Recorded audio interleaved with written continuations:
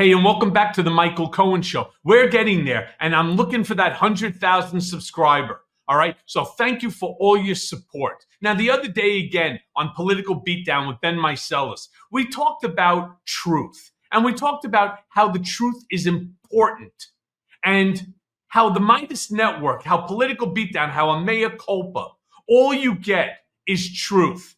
And the reason that you get the truth is because the truth that we spew, the stories that we tell, the information that we provide is all data driven. It's not about innuendo. It's not about our opinions. It's not about some of these fake polls. It is all data driven. All right. And what I did during that segment is we gave sort of like a roundup of recent events.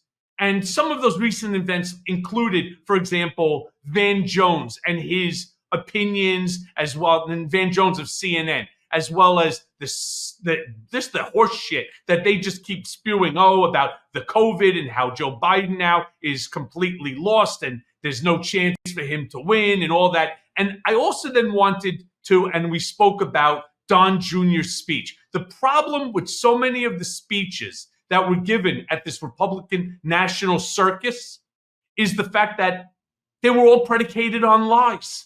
It was one lie after another, and Don Jr. did a magnificent job in lying specifically about Biden, about his family, about the administration, and so on. So what I'm going to do is I want to play that clip, and I hope you see exactly what I'm talking about. Yeah. Look, one of the biggest problems that I see going on right now with this RNC, Ben, is the fact that people don't, you're talking about being data driven. You, myself, our brigaders, we're data driven people. We want to know the truth. We have a hunger and a thirst for the truth. I would not say any of this about Donald Trump. I would not, if it wasn't true. But we are data driven off of facts. The people that are there at the RNC, the GOP, these MAGA morons, and you all know who they are, like the Hulk Hogan's, the 4 fucking brain cells, and the 3 teeth.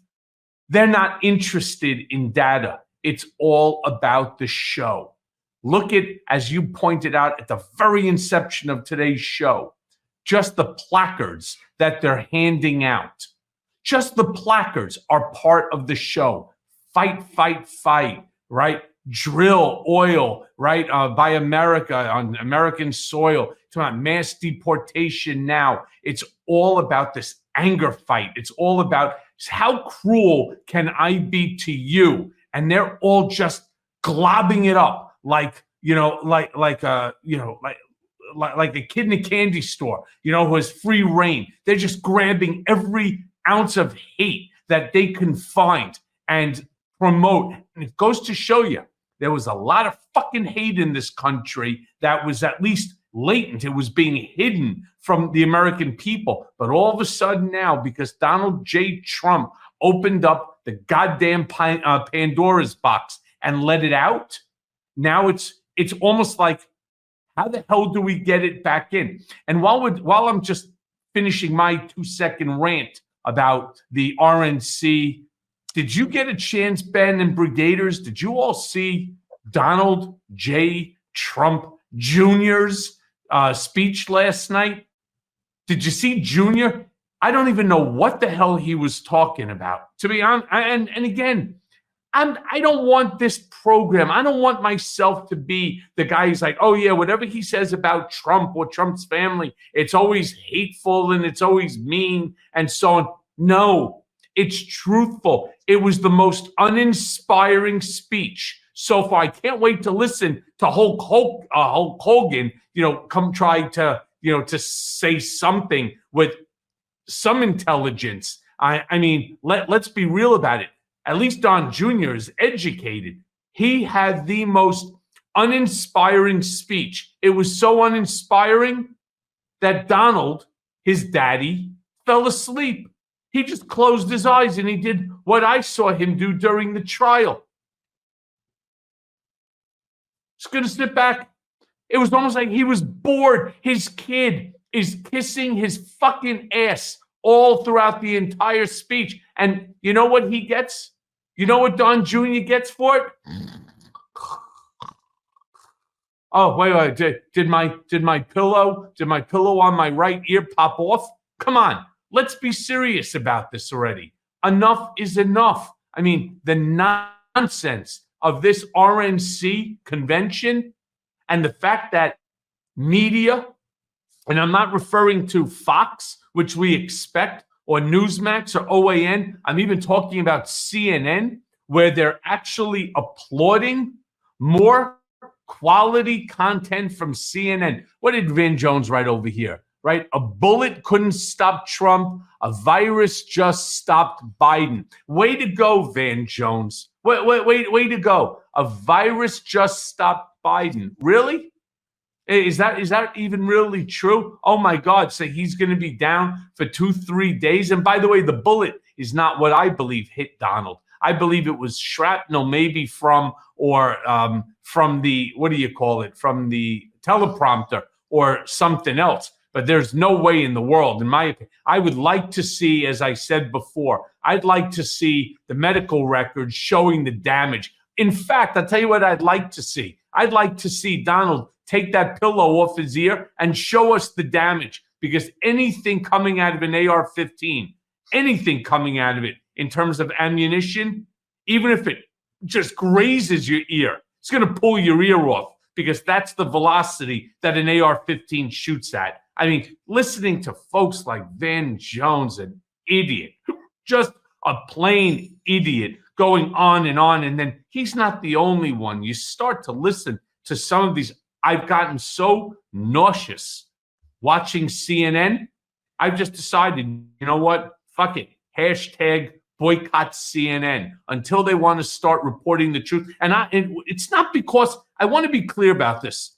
It's not because I fundamentally disagree with Donald Trump's positions on virtually everything. It's not that I fundamentally disagree that they want to cover Donald Trump for profit. No, what they're doing is they're just perpetuating his lies over and over and over. So when they turn around and they say, explain to me, why is it that Democrats don't seem to be able to get the message out, but Republicans' message, which is not even accurate, seems to be what's front and center? It's because of people like Van Jones.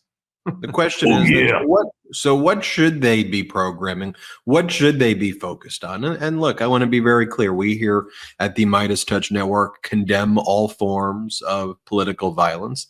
Obviously, what happened in Pennsylvania was absolutely, terrible, terrible, terrible. And it deserves to, though, be taken seriously. And I think if you go back and you look at our coverage, we've handled it very seriously. We've tried to be fact-driven. We tried to give all of the data about who this shooter is. But let's take a look at what Donald. Can I say one last thing on that topic? Because I think you're covering it, but I want to add something here. You've never heard on this show, you've never heard on any Midas Touch Network program or from Ben or my mouth that we're questioning whether or not there was a assassination attempt on Donald J. Trump. We've never turned around and said that didn't happen, that this is some staged event. You've never heard that from us. All we're talking about is the damage, is the fact that this kid, thank God, missed. Okay? He missed. It's the injury that I find so reprehensible. There's no question that there was an assassination attempt on him. Why is that not enough? Why? Because he really did not lose part of his ear, that it did not really, it wasn't the bullet that grazed him or so on.